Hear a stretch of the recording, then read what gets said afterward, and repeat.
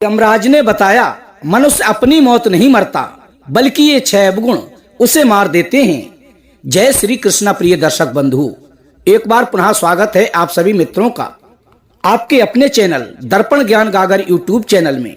प्रिय बंधुओं, आज हम आपके समक्ष बहुत ही ज्ञानवर्धक व मोटिवेशनल कहानी लेकर हाजिर हुए हैं। आज की कहानी में हम आपको बताने वाले हैं कि मनुष्य के अंदर वो 6 अवगुण कौन से हैं जिनके कारण उसकी स्वतः ही मृत्यु हो जाती है। प्रिय दर्शक बंधु, एक बार की बात है, भगवान श्री राम अपनी राज्यसभा में बैठे हुए थे। तभी वहां पर उनके एक सेवक ने आकर बताया कि आपके पिता तुल्य मंत्री सुमंत का स्वर्गवास हो गया है।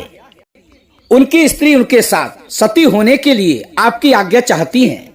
प्रिय दर्शक बंधुओं, सेवक के मुख से ये बात सुनकर भगवान श्री राम तुरंत ही सुमंत के घर पहुंचे और वहां पहुंचकर उन्होंने मंत्री सुमंत की जन्म कुंडली मंगवा कर देखी तो उसमें उनकी आयु 1 लाख वर्ष थी, जिसमें 9,999 वर्ष 11 महीने बीत चुके थे।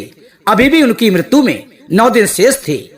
ये सब देखकर भगवान श्री राम ने अपने गुरु वशिष्ठ को बुलवाया और उनसे कहा कि हे गुरुदेव, सतयुग में मनुष्य की आयु 1 लाख वर्ष की निश्चित थी और त्रेता युग में 10,000 वर्ष की और द्वापर युग में 1,000 वर्ष की निश्चित की गई है और कलयुग में मनुष्य की आयु 100 वर्ष रखी गई है। फिर भी यमराज ने मेरे राज्य में आकर मेरा अपमान करके नियम का उल्लंघन किया है। मेरे मंत्री सुमंत की आयु अभी भी पूरी नहीं हुई है, उसमें अभी भी 9 दिन शेष हैं। तो उन्हें यमराज यहाँ से क्यों ले गए? मैं अभी जाता हूँ और यमराज को बांध कर लाऊंगा और मंत्री सुमंत को जीवित करवाऊंगा। इतना कहने के बाद प्रिय दर्शक बंधुओं, भगवान श्री राम गरुड़ पर सवार होकर यमपुरी को चल दिए। तभी रास्ते में उन्होंने पासों में बंधे हुए मंत्री सुमंत को देखा, जिन्हें यमदूत यमपुरी ले जा रहे थे। उनको देखते ही प्रभु श्री राम ने यमदूतों को मारकर मंत्री सुमंत को यमदूतों के हाथों से छुड़ा लिया। ये सब देखकर यमदूतों ने भगवान श्री राम से विनय की कि हे राजन, हमने आपका क्या बिगाड़ा है जिसके कारण हमें आपने इतना भयंकर दंड दिया। तभी भगवान श्री राम कहने लगे कि हे यमदूतों, अभी भी मंत्री सुमंत की आयु के 9 दिन शेष हैं, तो तुम इन्हें पहले से क्यों ले जा रहे हो? जब इनकी आयु पूरी हो जाएगी तो पुनः आकर तुम इन्हें ले जाना, तो मैं आपसे कुछ भी नहीं कहूंगा। प्रिय बंधुओं, इस प्रकार प्रभु राम की बात सुनकर वे यमदूत कहने लगे कि हे प्रभु श्री राम, इनका जन्म एक अजीब प्रकार से हुआ था। पहले दिन इनकी माँ के जननांग से दोनों हाथ और मुख बाहर आए थे और धीरे धीरे इनके पूरे शरीर को बाहर आने में पूरे 9 दिन लग गए थे। शुभ मंत्रों से ब्राह्मणों ने इनकी रक्षा की थी, इसलिए इनका नाम सुमंत पड़ा था। और प्रभु, आप जो इनके 9 दिन शेष बता रहे हो वो संदिग्ध हैं, इसलिए इसमें हमारा कोई भी दोष नहीं है। आप इनकी आत्मा को हमसे व्यर्थ में छीन रहे हो और आपने हमको व्यर्थ में मारा पीटा है। इस प्रकार यमदूतों की बात सुनकर भगवान श्री राम ने कहा कि हे यमदूतों, जिस दिन माता के गर्भ से इनका भली प्रकार से जन्म हुआ था वही इनके जन्म का दिन माना जाएगा। जिस दिन इनके जन्म का उत्सव मनाया गया है वास्तव में वही जन्मदिन है। अभी भी इनकी आयु के 9 दिन शेष हैं। तुम लोग यहाँ से अतिशीघ्र जाओ और 10वें दिन आकर इनकी आत्मा को ले जाना, तब मैं तुम लोगों को बिल्कुल नहीं रोकूंगा। इस प्रकार प्रिय बंधुओं, यमदूतों को फटकार कर प्रभु श्री राम ने वहां से भगा दिया। इधर जब भगवान श्री राम अयोध्या में लौटकर वापस आए तब तक मंत्री सुमंत जीवित हो चुके थे। उनके परिवार वाले उन्हें जीवित देखकर बड़े ही प्रसन्न थे। मंत्री सुमंत ने अपने जीवन के आखिरी 9 दिन जानकर खूब ही दान पुण्य करना आरंभ कर दिया।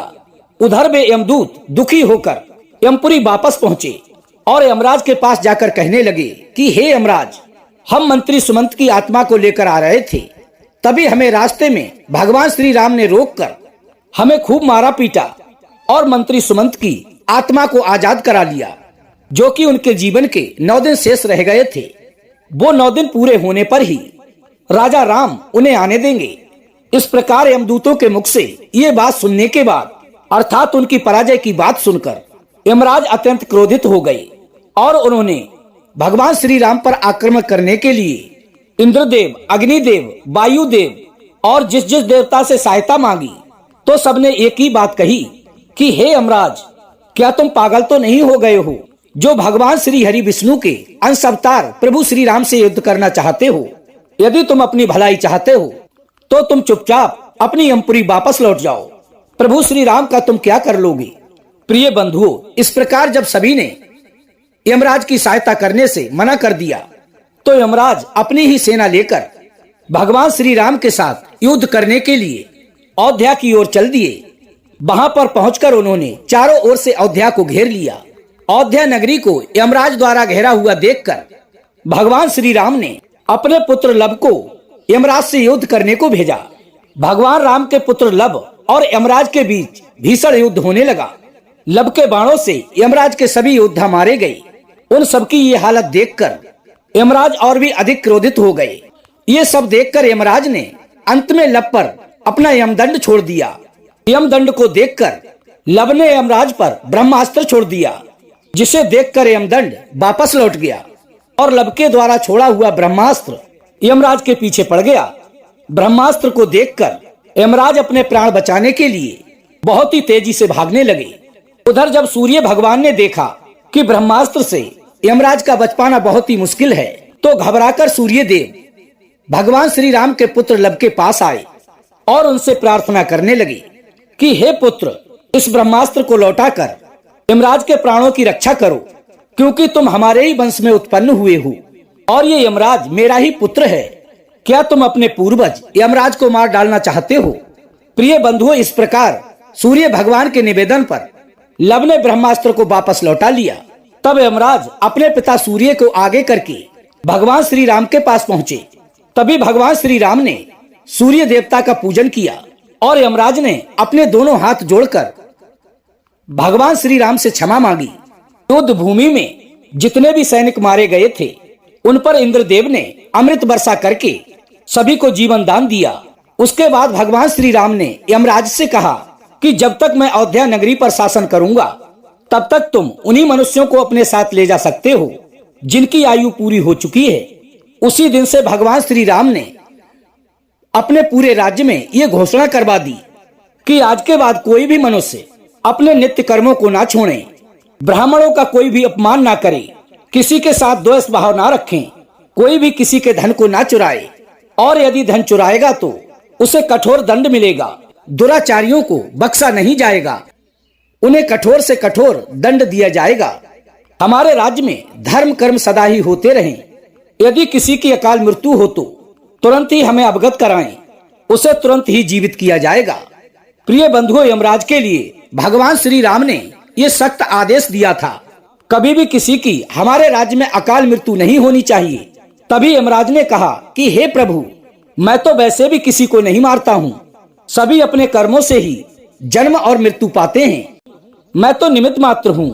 आयु पूर्ण होने पर मिलने वाली मृत्यु और अकाल मृत्यु का प्राणी स्वयं ही कारण बनता है, इसमें किसी का कोई भी दोष नहीं होता है। मुझे तो आपने माध्यम बनाकर जो जिम्मेदारी सौंपी है, मैं तो उसी का पालन कर रहा हूँ। जन्म देने वाले और मारने वाले तो स्वयं आप ही हैं। आपके द्वारा लिखे गए विधान में से मैं तो किसी के जीवन में न एक क्षण घटा सकता हूँ और ना ही बढ़ा सकता। ये तो सब प्रभु आपके हाथ में है। आप चाहें तो मृत्यु का समय पूरा होने के बाद भी प्राणी को उसकी आयु प्रदान कर सकते हैं। आप चाहें तो मृत्यु का समय पूरा होने के बाद भी प्राणी को आयु प्रदान कर सकते हैं। आप चाहें तो समय से पहले भी मृत्यु प्रदान कर सकते हैं। आप चाहें तो ब्रह्मा के लिखे लेख को भी बदल सकते हैं और आपने ये किया भी है। आपके राज्य अभिषेक के लिए वशिष्ठ ऋषि ने शुभ मुहूर्त निकाला था, फिर भी आपने राजा ना बनकर वनवास स्वीकार किया था। सब कुछ आपकी इच्छा के अनुरूप ही होता है। सुख दुख, जीवन मृत्यु, लाभ हानि मनुष्यों के स्वयं ही कर्मों की उपज है। ये 6 अवगुण मनुष्य की आयु को छीण करते हैं। नंबर 1 अभिमान, नंबर 2 व्यर्थ का बोलना, नंबर 3 त्यागहीनता, नंबर 4 क्रोध, नंबर 5 उदर पूर्ति, नंबर 6 मित्र से विद्रोह। ये 6 अवगुण तीखी कटार होते हैं जो मनुष्य की आयु को छीण करते रहते हैं। यही अवगुण मनुष्य का वध कर देते हैं। रावण, कंस, हिरण्यकश्यपु, इन्हें मृत्यु ने नहीं मारा, इन्हें मारा था इनके अभिमान ने। शिशुपाल, दुर्योधन, शकुनी, कर्ण को मृत्यु ने नहीं मारा, इन्हें मारा था इनके बड़बोलेपन ने। क्योंकि हे प्रभु, जो अपने दोषों को नहीं त्यागता, उनमें सदैव ही लिप्त रहता है, उसे उसके दोष ही मृत्यु के समीप पहुंचा देते हैं।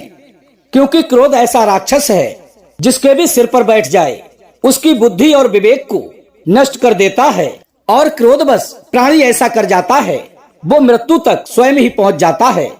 और मनुष्य खाने पीने के मामले में भी वो इतना नीचे गिर जाता है, वो अच्छा बुरा कुछ भी नहीं देखता।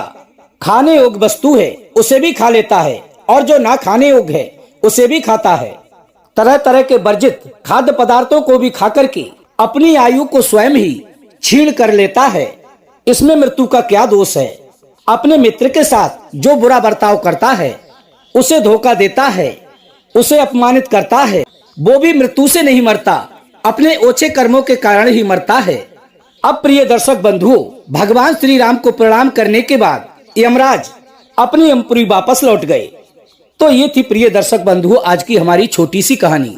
यदि वीडियो पसंद आई हो तो वीडियो को एक लाइक कर देना, चैनल को सब्सक्राइब कर लेना, हो सके तो अपने सगे संबंधियों और मित्रों तक वीडियो को शेयर अवश्य करना। प्रिय दोस्तों, हम कल फिर मिलेंगे इसी प्रकार की ज्ञानवर्धक चर्चा के साथ। इसी के साथ प्रिय दोस्तों, राधे राधे, जय श्री कृष्णा।